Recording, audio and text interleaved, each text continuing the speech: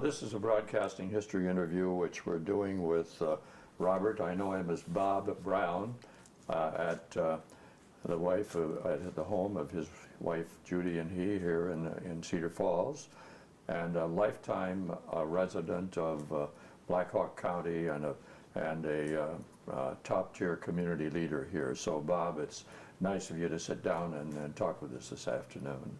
Grant, it's a pleasure, believe me. You are a native of Waterloo and grew up here, went to school here? Yes, did. I went to Lincoln Grade School and graduated from East High in 1948 and went to East Junior, which is now where the City Hall is. Uh-huh. Okay, right. And, no, it's been my home for all my life. And you were very successfully in the insurance business. Right. It was. I was with two brothers, Grant, Jack and Rod Geist, who both went to East High, and we got together. We knew each other in high school, but in 1958 we got together and got in. We were both, all three of us, in life insurance. We got into the casualty business, and I tell you, it worked out very well. Two great guys. You established that business with the Geist brothers. Yeah, well, right. I was with Baker and Brown, another agent. We started out of his home on West 9th Street, and he wanted to get out of it after about 10 months. And Jack and Rod contacted me. They wanted to get into the casualty all lines. So I was in it. So we sat down. I says, my partner now wants to get out. So why don't we get together? And we did. And it was, I think we had 35 years together. Okay. It's like a marriage when you're in a partnership. Well, it's nice to be in business on that basis, yes, isn't it? Right. We're two great guys. Yeah, right. And then when you retired from that business, you were with the chamber for a while? Yes, I spent a year with the chamber doing membership, and I always wanted to work for a bank after I retired. I remember some other gentlemen in this community that went to work for banks, and so, but it was nothing available. About 6 months into working for the chamber, the president of People's Bank, Bill Kuborik, contacted me. He said, "Would you like to go to work for a bank?" And I tell you, I got goosebumps when he asked me. I said I'd love it. So I went to work, and then Norwest Bank purchased them. Then I retired again, and then I went to work for Hogan Hansen CPA firm. Okay. And I'm still with them just a little bit. So you really never have retired. I really, I don't know what I'd do if I retired. That's that's kind of my song. Yeah, I know. I don't want to retire.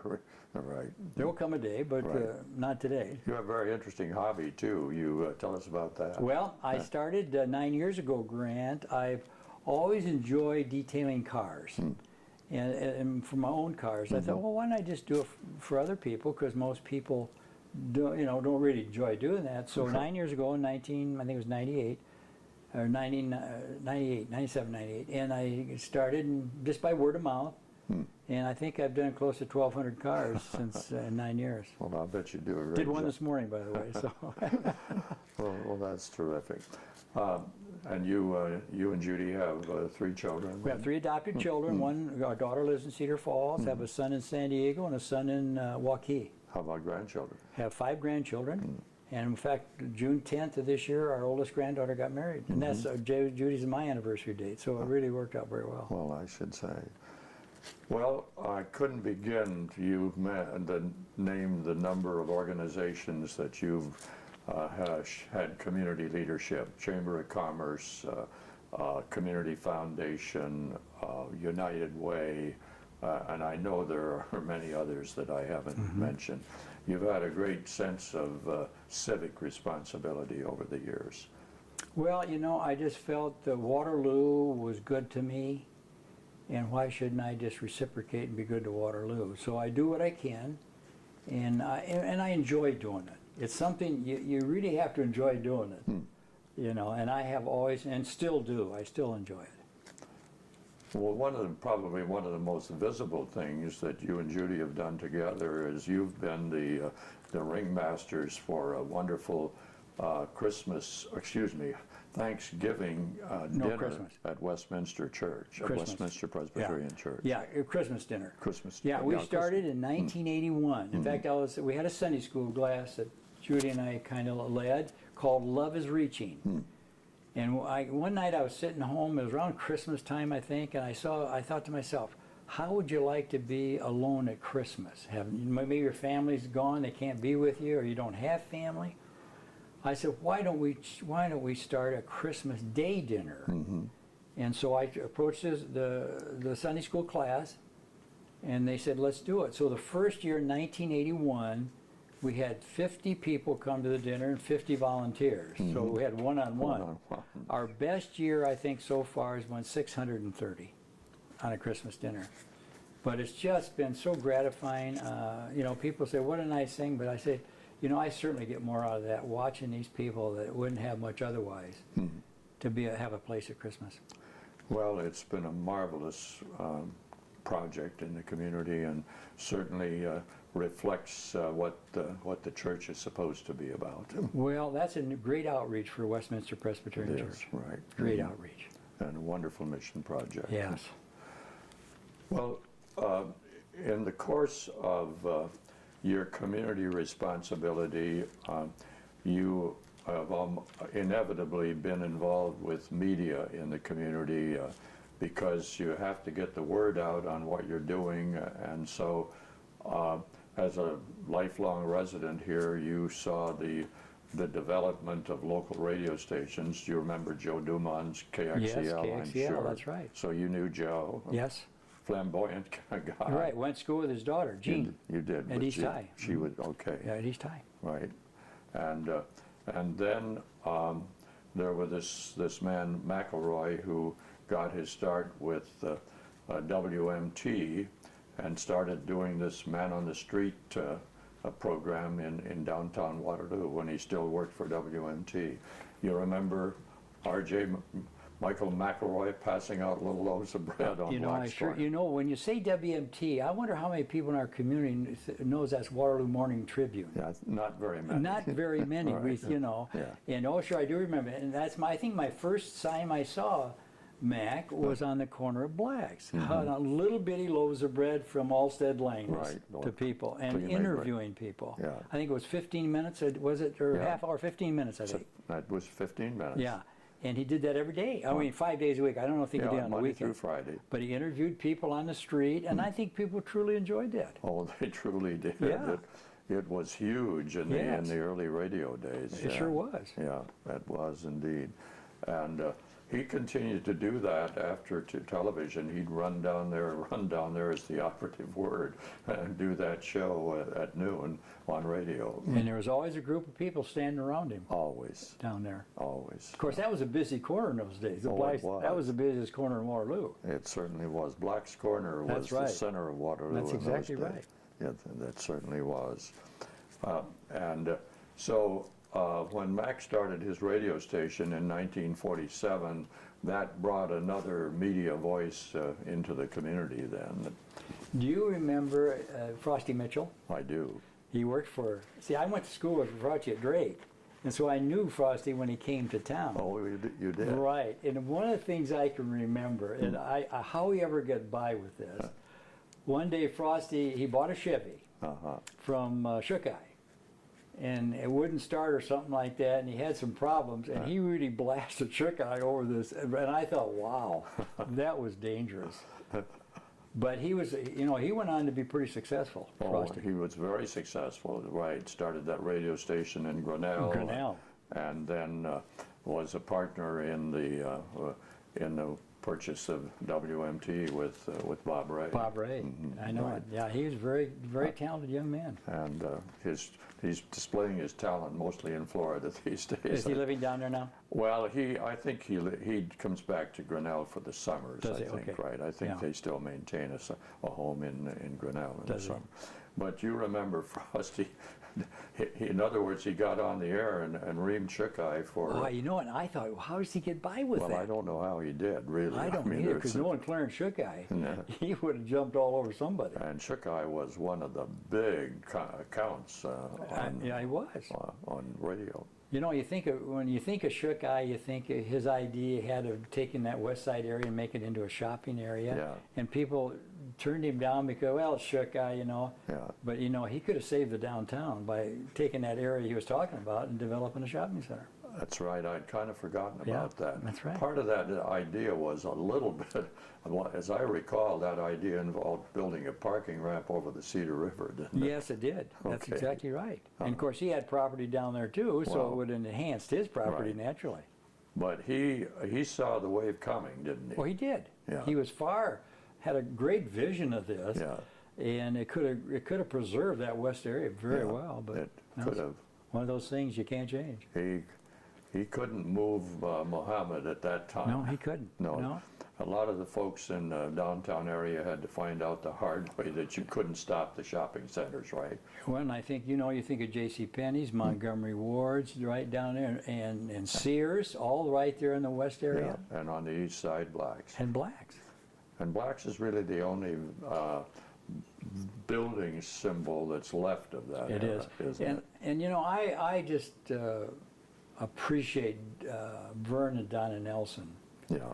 what they've done to keep that thing. Yeah. And, she could have taken her inheritance and moved gone and been gone. Of course. But she put her money back into this community, Right.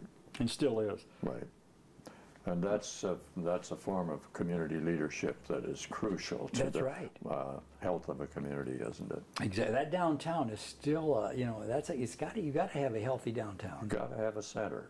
And I think of Cedar Falls, you go downtown in there, and I mean, everything is bustling, Yeah. but they've kept that. And Right. that's, not all communities have been able to do that. No, they haven't. I think finally Waterloo is starting to make some. It's very different. Oh, but, it is. But I think that there's a viable core down there now, which I'm seeing that. right. I'm seeing that. Right. And so we just hope they can bring, it'll never be like it used to No, be, of course Grant. not. It's totally different. Yeah, but at least to get some activity down Right. there. Exactly. Well, so then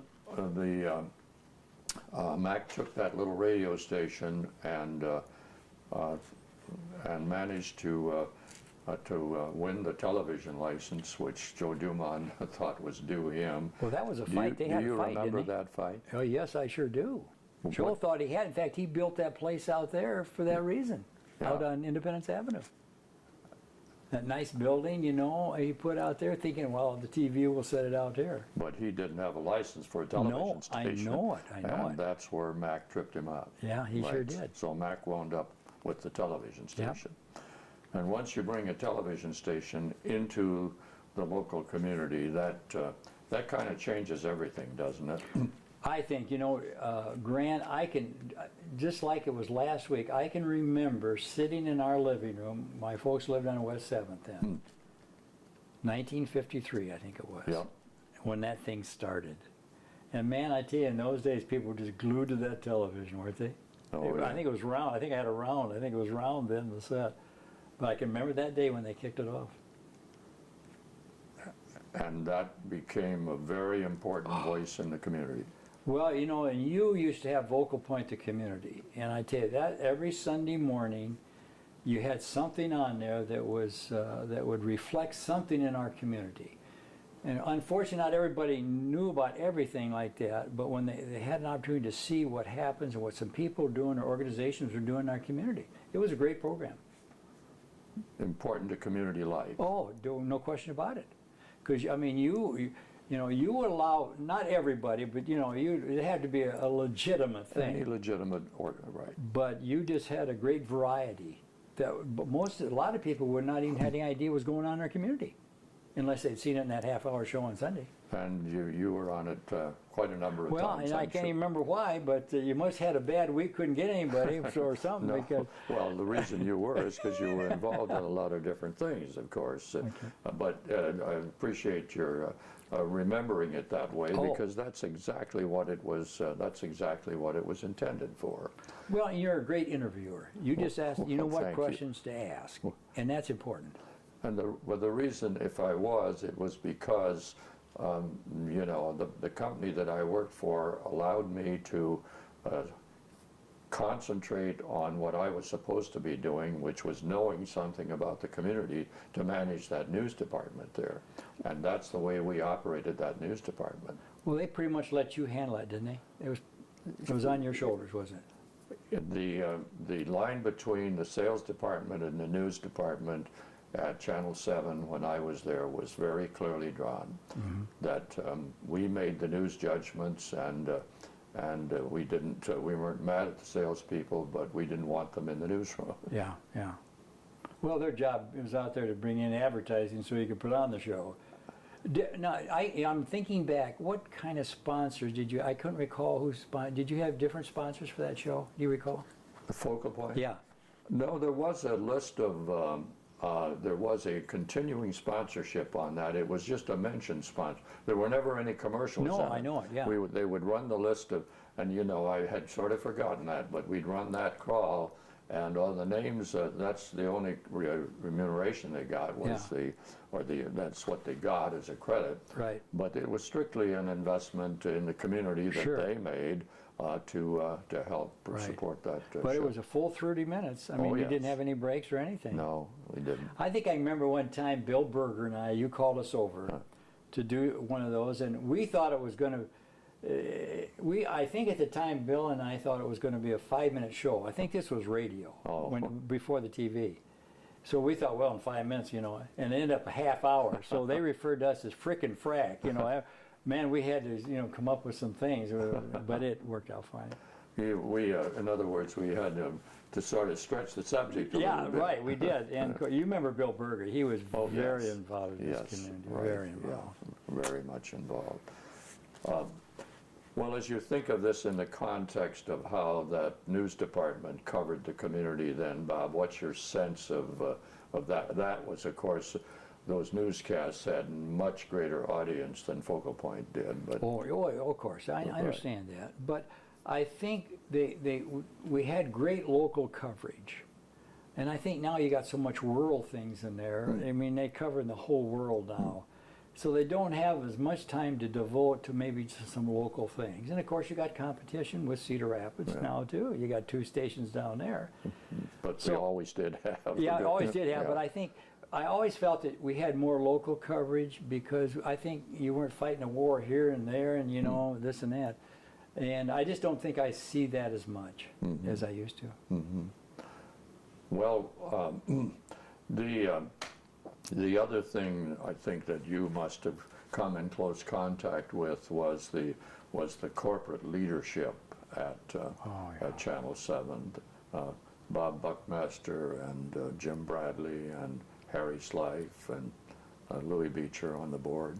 You know, I thought of this, and you and I visited a little bit before this, Grant.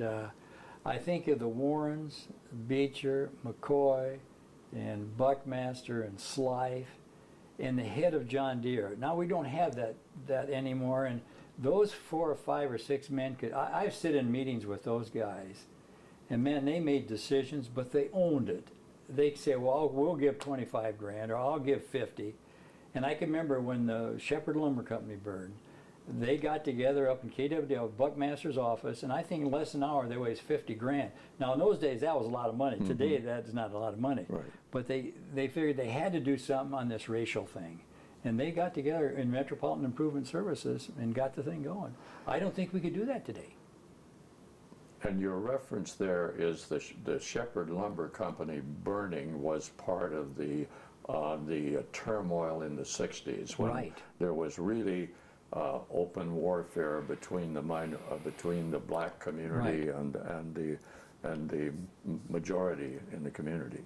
And those gentlemen, you know, I guess it took that burning to bring things to a head at that point. It still isn't perfect. No. And it never will be perfect. We know that. Hopefully it's better than it was then, and Well, I think it certainly is. is better than it Yeah. was then. I mean, Yeah. there was shooting going on. Oh, out I know there, it. Bob, I know it. Right. But these gentlemen had power, and we don't have that power anymore. And that power wasn't necessarily, in other words, it was the use of power for constructive purposes, right? Oh, Is yeah. that what you're no saying? question about it. I mean, they were visionaries. Those men were visionaries. And it was fun to sit in and listen to those guys. And I can remember one time Bob Gertz, who was head of the John Deere at the time, and Buckmaster had a little disagreement. And they're two very strong men. And boy, I saw this. But then there's Dick Jenkins. Remember Dick Jenkins? Yes, I do. You know, if it wasn't for Dick Jenkins, we would not have the Sullivan Brothers Civic Center. Because the first time that went to vote, it was defeated. Then Dick Jenkins took on that job, and we got it passed. And I can remember an article in Cedar Rapids says they tried it and lost, and they referred to Waterloo. They got the job done. We had the right people. Yeah. And Dick Jenkins was a great man. Another great Well leader. Respected. Great community leader in community. He kind of was the spokesman a lot of time for that group of people. Then he ran for mayor. And Lloyd Turner was mayor then. And then Leo Ruff ran against him. And the thought I come up with is a lot of people saw that that group of people were in Lloyd Turner's back pocket, and they thought if Dick Jenkins took it, that still would happen. I think people wanted to change, so they elected Leo Ruff, and Dick was hurt by that. He was, because he had done so much for this community, but people wanted to change. Right. But Lloyd Turner was a pretty unique he was. mayor, wasn't he? He sure was. He was a good mayor. Here's a guy who was crippled by polio. I know it, but he did a heck of a job. He was, I don't think, 6 or 8 years, 8 years as mayor. Right. And that was hard for him, because it was hard for him to get around. It was. And I sort of associate Lloyd with maybe a more enlightened Waterloo, sort of a. I was polluted by Cedar Rapids, so Yes. and Waterloo was sort of regarded as a blue-collar town, and I think Lloyd was a person who started to gradually change that image, don't That's you? right, I do, very definitely. And there were many others. Yeah, he did a nice job, but Leo Ruff did too. Of course he did. Leo was a politician. Oh well, I guess He was a real politician, but he knew what to say, and he was just a blue collar himself. He came from a family of Croatians. Was it Croatian? I don't really know. Probably. Bulgarians. And he came over. His dad, and they did a lot in this community. Yeah. And so, but he was a mayor 10 years. Well, and that idea of his for the community highway substitution plan was brilliant. It was, because we wouldn't have had anything if he hadn't have done that. Right. And now, I so often I think when I'm going from Waterloo to Cedar Falls, how long it used to take me to get there, and now I can be there in 6-8 minutes. Right. And Leo came up with this idea is we'll give up something on the interstate specifications going through Waterloo. Let's spend the money on creating a network of highways. That's right. And it's worked out beautiful. Now it's this Avenue of the Saints, you can go right through on that. Then got the best of both worlds. We do. A few stoplights on Highway 218, Right. but so what? It's not that. It's not, that bad. No, not that bad. No, that was, and of course, I'm glad they put his name up there showing this. I am too. I'm glad to see him get that. And that brought close to $400 million to this area too, that we wouldn't have had otherwise. Right. Well, and that's more than chunk change. Yeah, that's right. That's right. In those days, it was even worth more just today. Yeah, right. Well, as you think again of that television station and its role in the community, do you see it as maybe being a little more than a company, than a business, Bob? Well, I get, yeah, I do. I guess I don't feel the closeness I used to feel, because we don't have a Buckmaster, we don't have a Harry Slife, and Jim Waterbury, for several years was manager of that. Now, those people were visible in the community, and the person they have now, I don't see much involved as they used to be, because it's corporate owned now. They can't far away, and they don't know this community like you and I have been here all our lives, and I guess I miss that, Right. And I just feel that it's still great. I'm glad we have it. It's a great, and it's #1 news-wise, right. in this area, of course, even over Cedar Rapids. And they work hard at the news. I think they do. We've had, like, Ron Steele's been there over 20 years. Oh, yes. See, and those are people like Tammy Winesek. you know, you feel you know the people personally because they're in your living room, your bedroom, your kitchen every day. And they're just, they got a great group there. Yeah, right. Well, And we've had some great people leave there and go on to be, I'm thinking with ABC now. well, Brian Ross. Brian Ross. Right, right.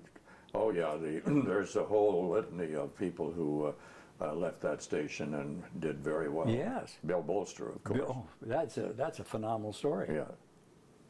It is a phenomenal It is with Bill. But he started the Iowa basketball thing. He put that together. And now he was head of, Well, he wound up, he wound up as general manager of WNBC, the flagship NBC station in New York. And then they gave him the job of running that business network, which was a dog when he took it over. And of course, he made a big success out of that. He's just a phenomenal person and a local boy, Columbus graduate. Exactly. And what do you remember the Iowa Television Network? Oh, yes. That went all over the state, and it was Bill that didn't he get that set up all over the state. Yeah. And look at it still, you know, it's not identically the same, but we're still getting that basketball. Yeah. Well, that was a huge success story. That's, of course, that launched his national management career. It had to, no question. Yeah. Harry Slife. He was in our coffee group.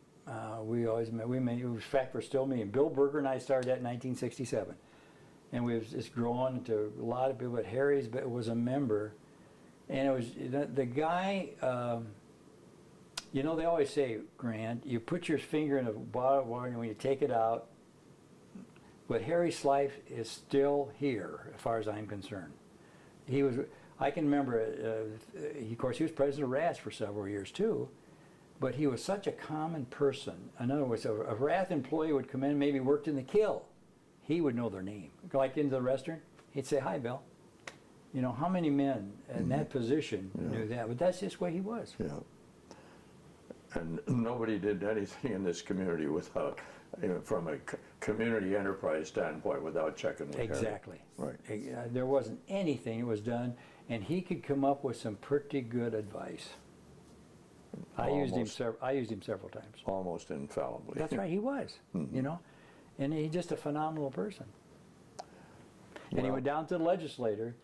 But you know, he's the kind of guy, if there's a problem, I don't care if you're Republican or Democrat, let's solve the problem. He found down there it didn't work that way. Yeah. You had to be on the right party on a certain thing, or you wasn't going to get the job done. And that's why he resigned. He said, I can't go on like this. And he walked away from it because he couldn't deal with it. Exactly right. Yeah. I mean, he could, you know, and he was a strong Republican, but if a Democrat had a good idea, that wouldn't bother him. It was what's good for the people, not what's good for the party. Well, that was also true of Buckmaster. You know, yes. Buckmaster and Harold Hughes put together the first Department of Environmental Quality. Is that right? Yeah. Right. Of course, I look at Buck and Harry, pretty much two different people. I mean, they both were very competent people. But Harry could handle it much more smoothly. Oh, yes. You know, he just was such a smooth operator. Oh, no, you know, you're just, sooner or later, if you're around Buckmaster, you're going to be head-to-head with him. Oh, that's right. And normally he'd win. Normally, he had a habit of doing that. Right. Yeah. But he was a very unusual person. Well, he took it after, you know, took over, you know, the broadcasting company and continued to make a success. Of course, Louis Beecher was heavy in that too, wasn't he? Well, Beecher was much more behind the scenes. Yes, he was on, you know, in the law firm. He was on the board, and And the other thing we haven't talked about, and nobody really knows the full story of how important Beecher's work was in establishing what we know as the McElroy Trust or the McElroy Foundation. That McElroy Foundation, which is in Mac's name, of course, because the funds for it originally came out of his estate. That's right. And how important is that in the community, the McElroy Foundation? You know, I think if people just knew what they did in this community, that they would be flabbergasted at that. That so much is done, and it's not just Waterloo, it's in the area that they come into. I mean, they've helped kids. Every year they send scholarships for kids to go to college. I sat on that one year when, I can't remember who couldn't make it, so they asked me to sit on interviewing these young people. And there's, I mean, millions and millions of dollars have been spent. And it all goes back to Mac. Yeah, that's right. You know? And of course, they got a great executive there with Linda Klinger. You know, she just knows that thing inside out. She does. And they got some great guys on it, like Ross Christensen, Rick Young, Jim Waterbury, Raleigh, Buckmaster, and there might be another one I'm not aware of. I think that's about it. Is that it? Yeah, right. But, you know, those people are powerful people because they know the community, you know. Well, but they're powerful people doing good. That's the right. thing. Oh, yeah, that's right. Is so wonderful about it. Yeah, and they're people that know the community and know where the needs are. Yeah. And right. Well, that's the trust certainly is the ongoing legacy of that Blackhawk Broadcasting experience that you were so involved with back in the. Oh, I mean, Mac was just a phenomenal man. You know, he had visions and he had the energy to do it, and that was his life. I mean, his television, radio was that man's life. Yeah.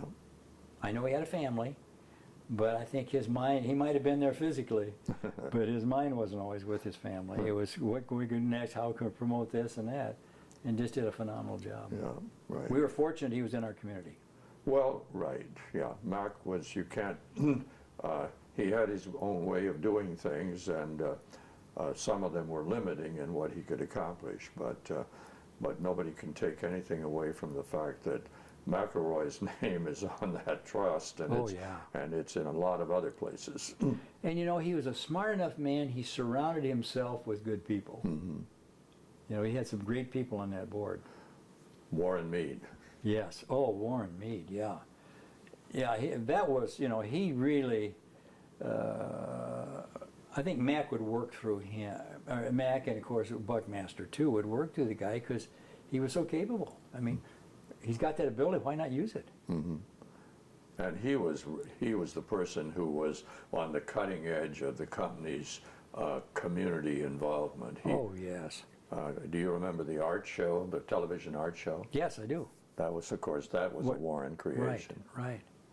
But you know, I've never myself personally been a visionary. You know, I envy people that can look that far ahead. But those people, you know, they were constantly looking how can we change and how can we improve this. Mm-hmm. You know, sometimes I think it's the status quo, leave it that way. But hey, no, they couldn't do that. They wanted to improve it, and they did. Yeah, right. I think that was definitely the motivation. Mm-hmm. But well, again, it's been an interesting. We're in the 21st century now. A lot of things are changing, but there was some very good years back there, Bob. Well, you know, I guess you look back on, they were great years, you know. And like you and I shared a little bit before, I think we've lived in the best of times. You know, there's so much going. The world is not large anymore. They're like next door. You know, we're seeing it when it happens. We're seeing it right now. But in those days, it didn't go out quite as far, and the world was a little more stable. And now it just is not a stable world right now. And it's the sense of community has been pretty radically affected by everything that's happened, hasn't it? Well, you know, and I guess I can remember when, you know, those guys were the power structure, referred as the power structure. And of course, a lot of that was due to the fact they owned the business. They could make those decisions. Well, now the Courier's not locally owned. KWW's not locally owned anymore. We've lost Henson's. We've lost so many good manufacturers. And now there's not much. They got a few. We got the Omega cabinet. We got Birch and them locally owned, but we don't have what we used to have. And I just you and I talked. I don't see coming up, and there might be out there, and then maybe I'm not aware of it, but I just don't see that quality we used to have coming up anymore. Yeah. Well, it's one reason I think it's not coming up is it doesn't have any way. The executives who are running these companies now don't have any sense of community because they don't really live here. That's exactly, and they're not here that long a lot of times, and they're gone. Yeah. And no, and I agree with that. So, but anyway, it's still a great, Cedar Valley is still a great place to live. It's a great place. Yeah, it's a great place to raise a family. And I tell you, the great thing is University of Northern Iowa, how that has grown. Isn't that the truth? Well, I look at the Gallagher Blue Dorn. Right. 2 Waterloo men put in a pretty substantial amount of money to create that, but it's in Cedar Falls. And it's where it really probably should be. It's where it should be. It can be handled here. The Unidome, the McLeod Center. I mean, it's just a great area. It is indeed. Yeah. It is indeed. We're fortunate to be part of it. Oh, yes. And so, you know, we're kind of 2 old guys who Jimmy, now take your key. are looking back when, but I don't think we're totally, I mean, I think we're seeing both sides of it. Oh, sure. And we're blessed to have that privilege of doing that. That's right. No, it's Well, Bob, it's been just wonderful having this conversation with you. I truly enjoyed it. And to recall. In fact, I was a little concerned what I was going to say today because I wasn't sure. I know. But like I said, you could always draw out of people. You just had that knack to get people to talk. I'm glad it still works. It does work. I feel a lot better now than I did this morning. If you feel comfortable about it, it still works. And I feel very good about it, obviously. Good. Well, thanks very much. Thank you, Grant, very much. I appreciate it.